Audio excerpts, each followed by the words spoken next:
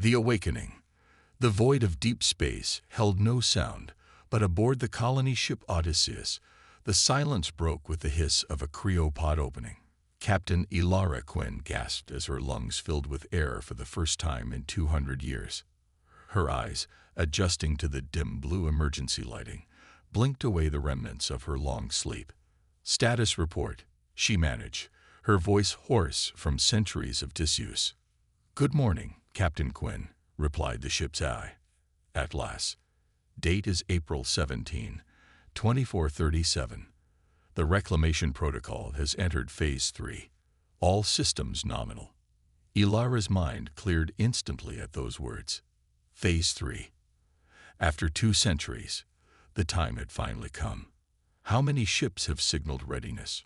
she asked, rising from her pod as muscle memory returned, her body remembering its purpose despite the long dormancy.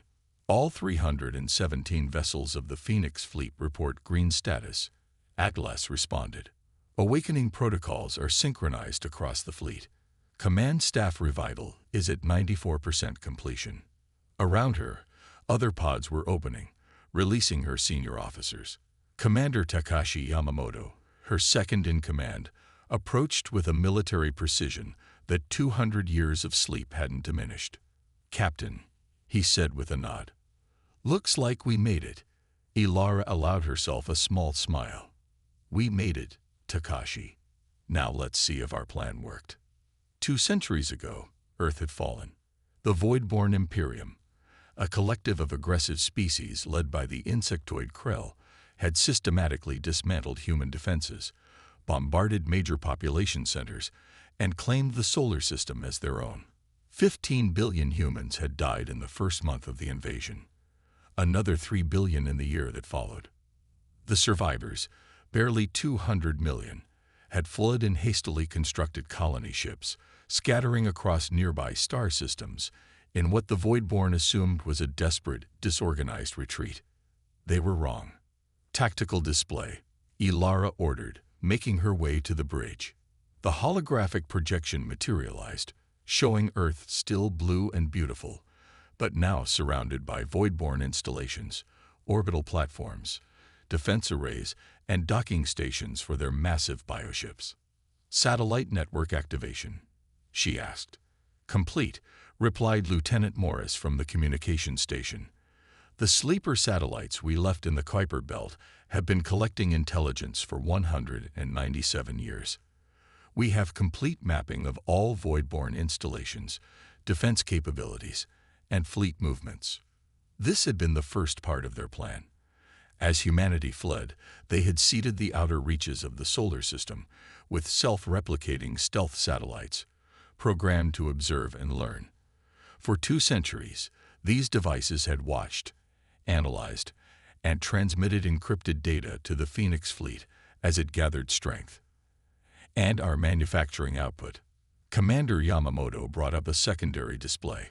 "The automated factories in the Proxima, Tau Ceti, and Epsilon Eridani systems have been operational for 183 years. Production surpassed projected requirements by 22%. Elara nodded in satisfaction. While the Voidborn believed humans were struggling to survive in scattered colonies, the truth was very different. The exodus had been coordinated. The colony ships had established hidden outposts in nearby systems, deploying automated factories designed to operate for centuries, building the weapons, ships, and technology that would one day allow humanity to return. And Project Prometheus. The bridge fell silent. Project Prometheus was the cornerstone of their strategy.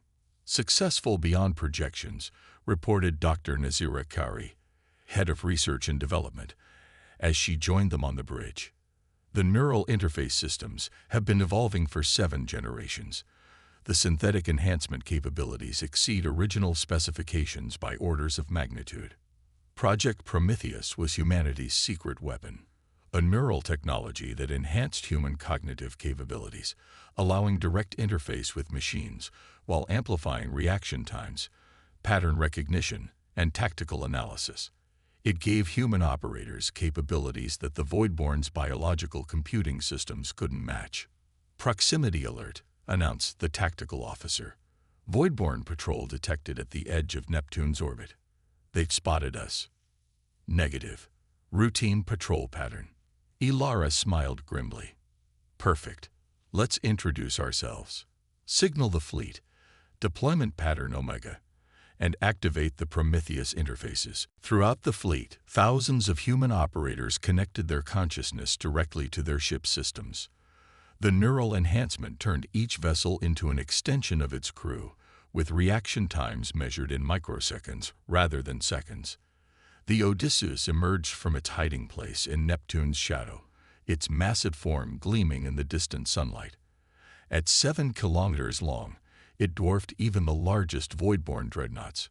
Behind it came the fleet, ship after ship dropping out of stealth in a precisely choreographed sequence that spread them across a front 3 light minutes wide. The Voidborne response was immediate. Alarm signals blasted across subspace frequencies as their patrol craft scrambled to form a defensive line.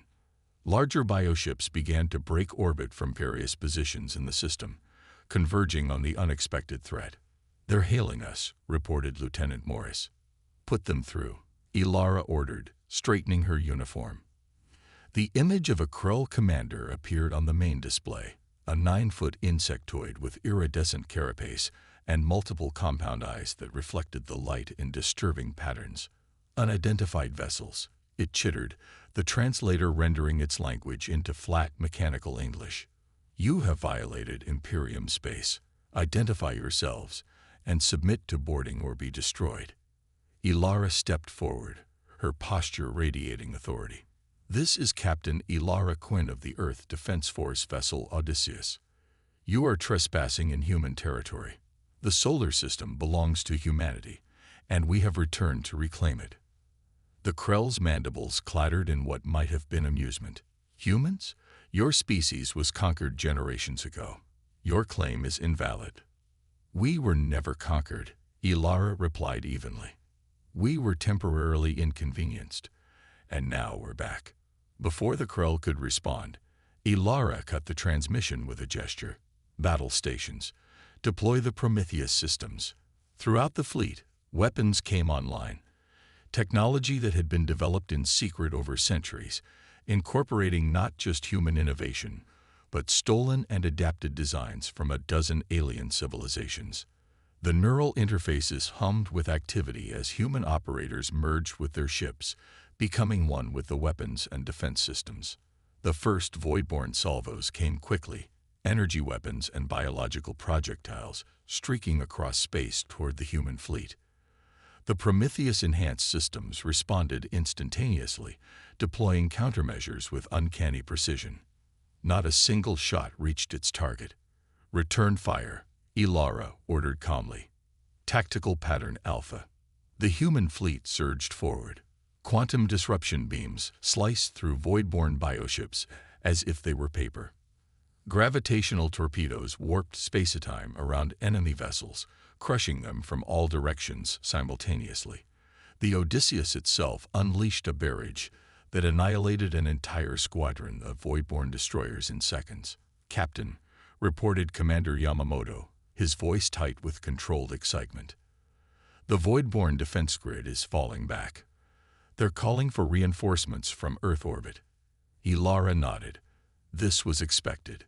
Commence Phase 4. Deploy the Phantoms." From the belly of the Odysseus and several other capital ships, smaller vessels emerged, stealth craft equipped with dimensional shift technology that rendered them virtually undetectable. Their mission was to infiltrate Earth's orbital defenses and disable them from within. The battle intensified as the main Voidborne fleet engaged. Their ships were formidable, the product of species that had conquered half the galaxy through biological warfare and overwhelming numbers. But they faced something unprecedented, a human force that had spent 2 centuries preparing specifically to defeat them. "Incoming transmission," Lieutenant Morris announced suddenly. It's from Earth's surface." Ilara's heart skipped a beat. "Put it through.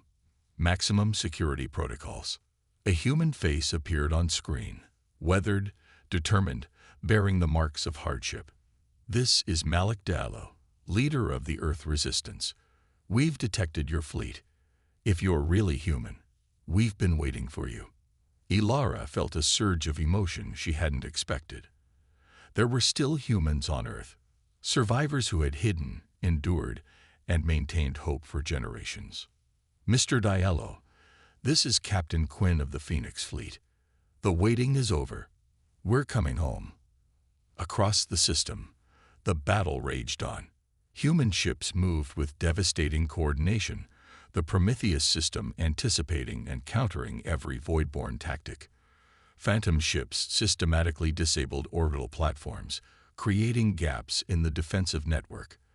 And on Earth's surface, dormant resistance cells activated, targeting key Voidborn installations with carefully planned strikes. On the bridge of the Odysseus, Ilara watched as the tactical display showed human forces pushing steadily inward through the system. Jupiter's moons had already been secured. Mars would be next. "The Voidborn are pulling forces from their other territories," Yamamoto reported. "They're treating this as a priority 1 threat." "As they should," Ilara replied. "We're not just fighting for Sol. Once Earth is secure, we move on to Phase 5. The implication hung in the air. Phase 5 wasn't just about reclaiming Earth. It was about ensuring humanity would never be threatened again. The Phoenix Fleet had been designed with a clear understanding. In a galaxy of predatory species, humanity needed to establish itself not just as another power, but as a force that others would think twice about challenging. As the battle for the outer planets concluded decisively in humanity's favor, Ilara allowed herself a moment of reflection.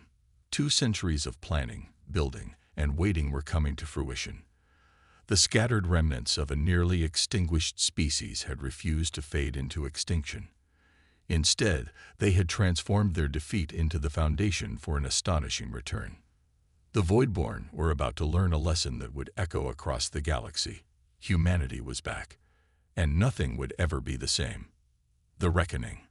The orbital battle for Earth had raged for 72 hours without pause. The space around humanity's homeworld was now a debris field of broken Voidborn bioships and disabled defense platforms. On the bridge of the Odysseus, Ilara studied the tactical display with grim satisfaction. "Status of the Phantom teams?" she asked. Commander Yamamoto consulted his neural feed, his eyes briefly glowing blue as he accessed the data through his Prometheus interface. "All primary objectives secured. They've disabled the planetary shield generators and have control of the main orbital defense grid." Ilara nodded. "And the ground situation?" "Diallo's resistance has taken control of 3 major Voidborn administrative centers. Australia is almost entirely in human hands now. Resistance cells in Eurasia and the Americas are rising up but facing heavy opposition." This was the critical phase. The space battle had gone according to plan. The Phoenix Fleet's technological edge had proven decisive. But ground combat was different. The Voidborn had had centuries to entrench themselves on Earth's surface, and they were notorious for their brutality when cornered. "The Krell Overseer is requesting terms," Lieutenant Morris announced, surprise evident in her voice. Ilara raised an eyebrow. "They want to negotiate already. Put them through." The main display shifted to show a Krell of higher rank than any they'd communicated with before. The elaborate carapace ridges and phosphorescent markings identified it as a member of the ruling caste. "I am High Overseer Vextric of the Voidborn Imperium," the alien began, its translator rendering the clicking language into smooth English. "Your attack on our territory is an act of war that will bring the full might of the Imperium down upon you." Ilara leaned forward slightly. "Your occupation of our homeworld has been an ongoing act of war for 2 centuries, Overseer. We're simply responding in kind." The Krell's compound eyes pulsed with an inner light, a sign of agitation. "The humans of Earth are now Imperium subjects, protected under our laws. Your bombardment endangers them." "We haven't bombarded anything," Ilara replied coolly.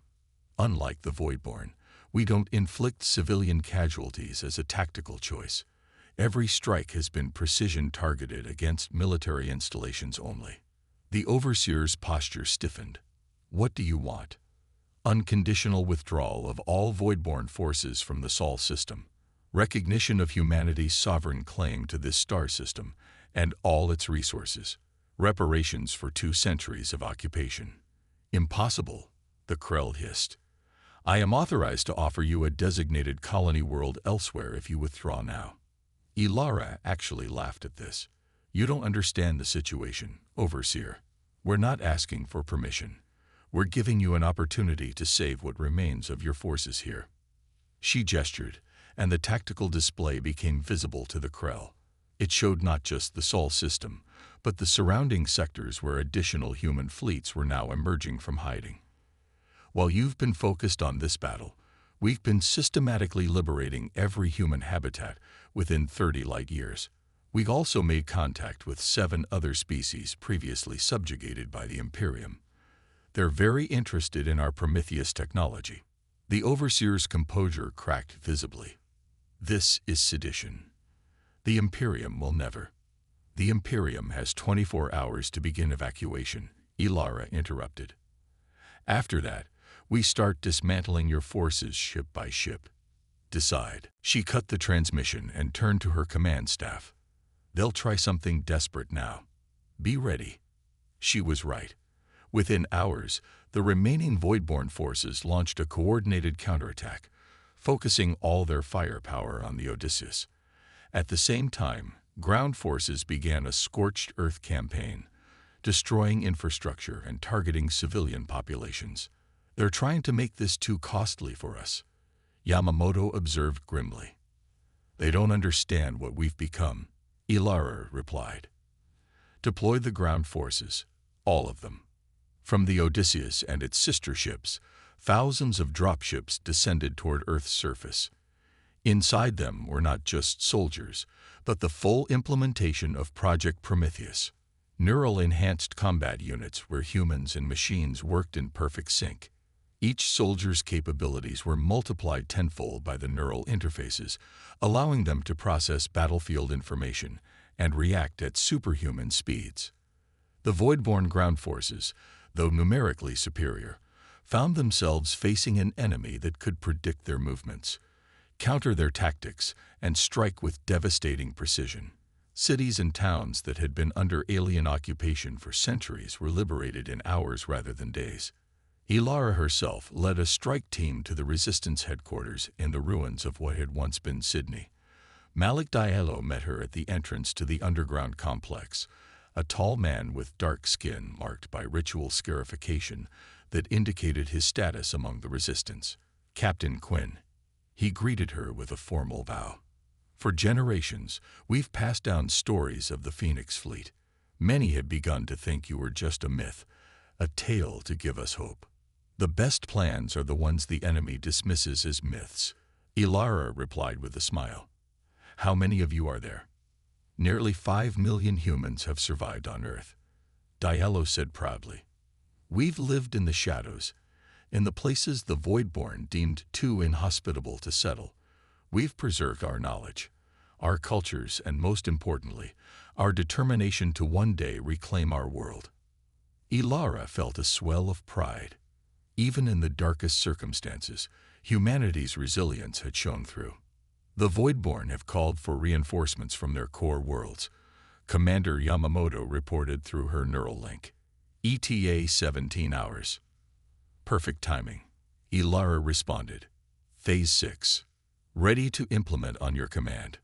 Ilara turned back to Diallo. We're about to show the Voidborn something they've never seen before. You might want to watch this. In orbit above Earth, the Odysseus and 3 other capital ships moved into a tetrahedral formation. Massive energy conductors extended from each vessel, connecting them with streams of pulsing blue energy. At the center of the formation, space itself began to distort. What is that? Diallo asked, watching through a portable holographic display. We call it the Nexus, Ilara explained. A subspace gateway large enough to bring through our allies. The distortion grew until it tore open, revealing a swirling vortex of blue-white energy. From within this artificial wormhole came ships, hundreds of them, then thousands. They were not human vessels, but belonged to a dozen different species and civilizations. All of them had one thing in common. They had suffered under Voidborn rule. While we were building our fleet, we were also making friends, Ilara said with satisfaction. The Arcturus Collective, the Ceti Confederation, the Free Systems of Eridani, all species who have chafed under Voidborn dominion. We offered them something they couldn't resist: freedom and the technology to maintain it. The Allied fleet took up positions throughout the system, creating an impenetrable defensive sphere around Earth. When the Voidborn reinforcements arrived 17 hours later, they found not just the human Phoenix fleet waiting for them, but an armada of former subjects turned allies. The battle that followed was brief and decisive. The Voidborn, faced with overwhelming opposition and the unexpected rebellion of species they had considered firmly under their control, attempted to negotiate. This time, Ilara didn't even bother to answer their hails. 3 days later, the last Voidborn ship fled the solar system.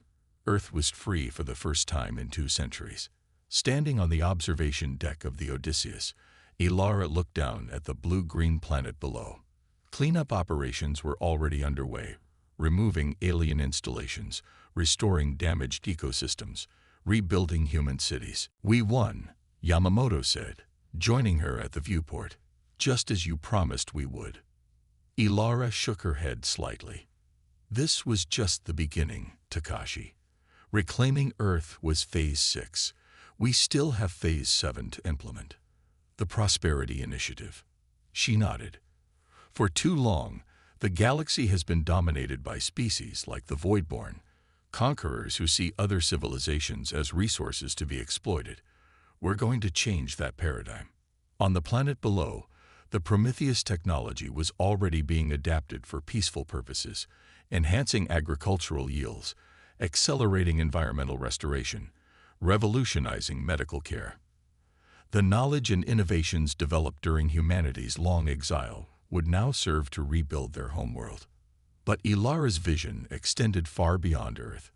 The alliance they had formed, humans and other species united against Voidborn oppression, had the potential to reshape the political landscape of the entire galaxy. Not through conquest, but through cooperation and mutual development. "The Voidborn and others like them have ruled through fear," she said. "We'll build something better, a federation based on mutual respect and shared prosperity." Already, delegations from dozens of worlds were arriving at Earth, seeking to join the nascent alliance. Species that had been neutral in the conflict now recognized which way the galactic winds were blowing. The fall of the Voidborn had created a power vacuum, and humanity was positioned to fill it, not as conquerors, but as leaders. "It won't be easy," Yamamoto cautioned. "The Voidborn still control hundreds of systems. They'll regroup, try to reassert their dominance." "Let them try," Ilara replied, her voice hardening. "We spent 2 centuries preparing to reclaim one system. Imagine what we can accomplish now that we have Earth as a base and allies at our side." As if to emphasize her point, a notification appeared in her neural feed. The first Prometheus-enhanced shipyards in Earth orbit had come online. New vessels were already under construction, ships that would carry humanity and its allies outward, liberating world after world from Voidborn control. "The universe has changed," Ilara said, gazing out at the stars. "The old powers just don't realize it yet." Below them, Earth continued its eternal spin, its continents now alight with the glow of rebuilding human cities. After centuries of darkness, humanity had returned to reclaim its birthright. And the galaxy would never be the same again.